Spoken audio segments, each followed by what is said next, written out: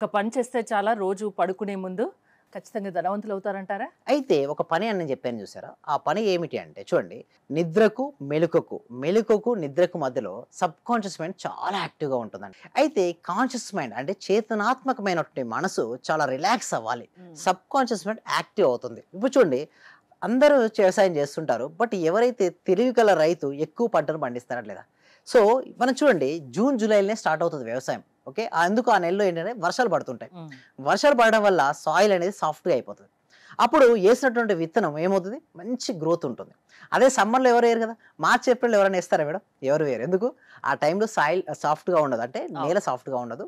So, అది వేసినా ఉపయోగం ఉండదనుకోండి, వేయరు. అదే వర్షాకాలం కరెక్ట్ సీజన్ టైమ్ అది వేస్తుంటారు.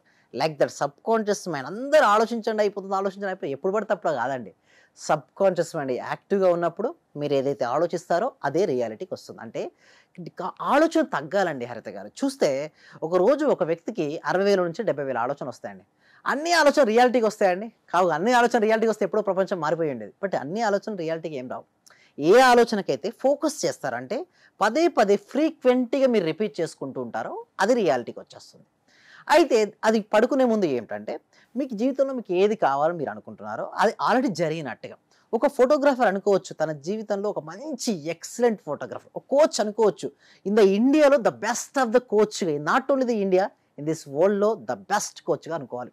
అయితే ఎప్పుడైతే అనుకోవడం మనం మొదలుపెట్టి ఊహించుకోవడం స్టార్ట్ చేసామో అవకాశాలు రావొస్తాయంటండి. అవకాశాలు ఒక మిత్రుని ద్వారా రావచ్చు, ఒక స్టూడియో ద్వారా రావచ్చు. డిఫరెంట్ వేలో అవకాశం వస్తాయి.